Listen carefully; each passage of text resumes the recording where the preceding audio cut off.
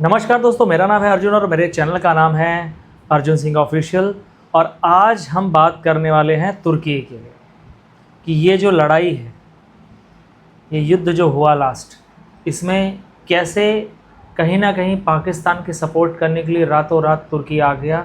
वो कैसे आया, क्यों आया, वो सारी जानकारी आपको दूंगा। ये एक दिन का काम नहीं है दोस्तों, तो वीडियो में बने रहिए, देखिए ज़रा। You know what the atmosphere around us will be. She feels scared to open the newspapers every day. So, my wife is telling me that, she lived here for 2 weeks, and she was really, mixing in with the people, and she made friends in the house she was staying in. So you really come to know. Mister Aamir Khan ji एक बयान जारी करते हैं कि उनकी पत्नी यानी किरण राव को इस देश में रह के बड़ा डर लगता है और वो बहुत डरे हुए हैं, सहमे हुए हैं। उनकी वाइफ को ऐसा लगता है। तो स्पीच देखिए आपने, ये तो हो गई एक स्पीच, ठीक। इसके तुरंत बाद क्या है, एक कंपनी है, बहुत बड़ी कंपनी थी एक्चुअली, स्नैपडील इनको फायर कर देती है। इनको बोल स्पेशल एक मतलब अखबार के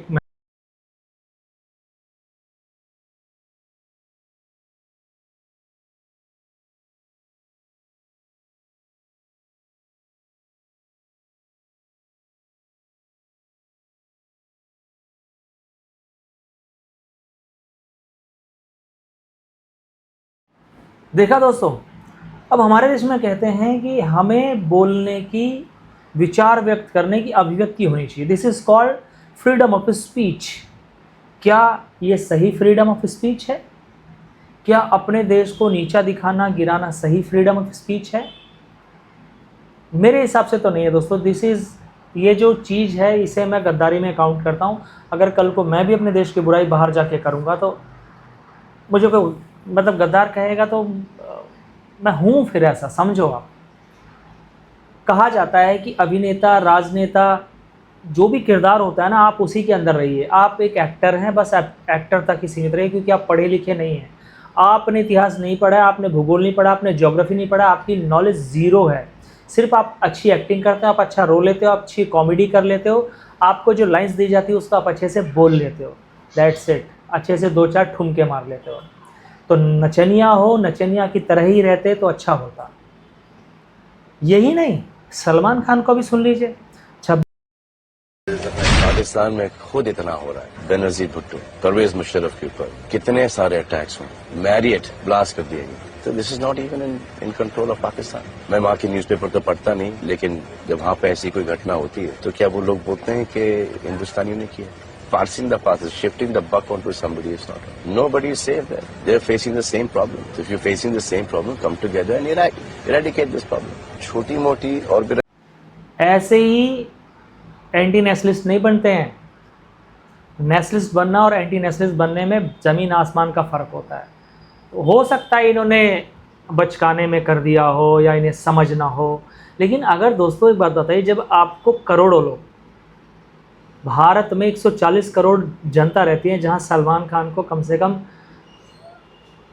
130 करोड़, यानी कि जो बच्चे छोटे उनको तो नहीं पता है, बट जो मेरी एज के लोग हैं उनको फॉलो करते थे, आमिर खान को फॉलो करते थे। लेकिन अभी भी कुछ एंटी नेशनलिस्ट हैं जो उनकी मूवीज़ देखते हैं, जो उनको फॉलो करते हैं, और ये इतना घातक है, ये यहाँ से पैसा लेके और देश के खिलाफ़ बोलते हैं। यानी हमसे पैसा लेंगे और देश के खिलाफ़ बोलेंगे। सोचिए, आतंकवादी घटना हुई 26/11 जैसी घटना होने के बाद क्या हमें पाकिस्तान के बारे में के पक्ष में बात करनी चाहिए, जबकि हमको पता था कि सारे जितने भी लोग आए थे पाकिस्तान से ही आए थे। फिर बोलते हैं, एक बंदा है वो बोलता है कि आतंकवादी तो यहाँ भी हो सकते हैं, आतंकवादी का कोई धर्म ही नहीं होता। तो मैं तो नहीं मानता कि धर्म होता है, बिल्कुल सही बात है। लेकिन जब मेरी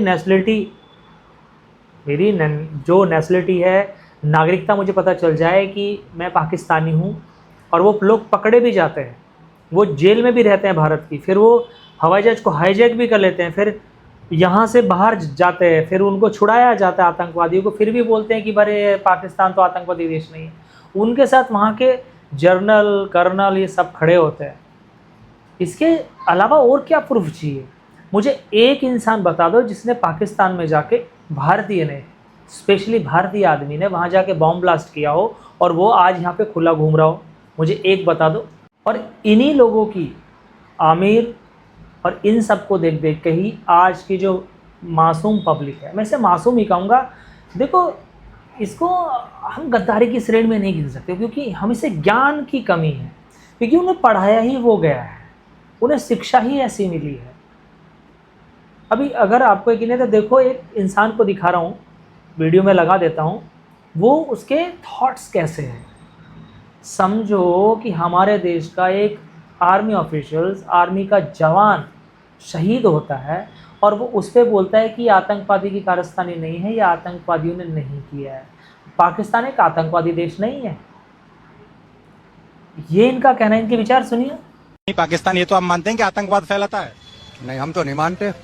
आप भी फैला सकते हो, आपके माथे पे लिख तो नहीं रहा। मैं तो नहीं मानता पाकिस्तान आतंकवाद फैलाता है। जरूरी तो नहीं लादेन आतंकवादी था, आप कैसे कह सकते हो लादेन आतंकवादी था? नहीं, हम तो नहीं मानते लादेन आतंकवादी था। क्या आतंकवाद था उसका? अपनी जाति लड़ाई के लिए अगर कोई आवाज उठाएगा वो आतंकवादी है। अगर आप मेरे पे जुल्म करोगे, तशद्दुद करोगे। अब आते हैं तुर्की के ऊपर। हमारे यहाँ पे वहाँ से सेब आता है, ग्रेनाइट आता है, पत्थर आता है, बहुत सारे अलग अलग प्रकार के फल आते हैं, और इवन मोर देन 50 ऐसी चीज़ हैं जो मैं बताऊंगा तो बहुत लंबी हो जाएगी वीडियो, जो हम वहाँ से आयात करते हैं। यहाँ के जो एयरपोर्ट है मुंबई का, वहाँ पे सिक्योरिटी में कुछ उनका इन्वॉल्वमेंट है, यानी कि हम उनको उस जगह पे रखते हैं जो हाईली सिक्योर्ड है, और वो हमारे साथ क्या कर रहे हैं। देखो, हथियार बेचना हर देश का फर्ज होता है कि भाई मैं अगर हथियार बना रहा हूँ तो मुझे हथियार बेचना है। बेचने में और ऑन द स्पॉट हेल्प करने में बहुत बड़ी बात होती है। उसको पता था कि आज रात अटैक किया है इंडिया पे, मतलब इंडिया ने अटैक किया पाकिस्तान पे, बिकॉज अपनी सेफ्टी के लिए तुरंत ऑन द स्पॉट उन्होंने बात किया और प्लेन में लाके इधर रख दिया कि मारो इंडियंस को। तो ये तो तुम जानबूझ के देने आए थे ना भाई। अगर इंडियंस, ये जितने भी मेरे भारतीय भाई जहाँ भी टर्किश बैच देखो, पहली बात है जो आयात करते हैं ना, जो इंपोर्ट करते हैं, उनसे हाथ जोड़ के विनती है। इवन मैं देख रहा था कल से न्यूज़, सब ने बायकॉट किया है। अभी जो ऑर्डर आ चुके हैं वो आ चुके हैं, आप कोई बिजनेस नहीं होगा। No means no. जैसे कहते हैं ना कि खून, ब्लड और कहते हैं कि संधि, दोस्ती एक साथ नहीं चल सकती है, तो इनको भी सबक सिखा। आज की वीडियो बनाने का एक ही मेरा मकसद था, तुर्की को इसकी औकात दिखाना, और आने वाले फ्यूचर में कोई भी ऐसा व्यापार या बिज़नेस नहीं करना, चाहे वो घड़ियाली आंसू बहाए, क्योंकि घड़ियाली आंसू जो होते हैं ना वो नकली होते हैं, वो आपको खाने के लिए होते हैं, हमने देख लिया है। और जितने भी मेरे भारतीय हैं जहाँ जहाँ हैं, इनसे बिज़नेस नहीं करें, उसकी औकात हमें दिखानी है, क्योंकि एक गद्दार देश का उसने साथ दिया है, और एक अच्छे लोगों के ऊपर उसने ड्रोन से हमले करवाए, जो कि मानवता तो कभी माफ़ नहीं कर पाएगी।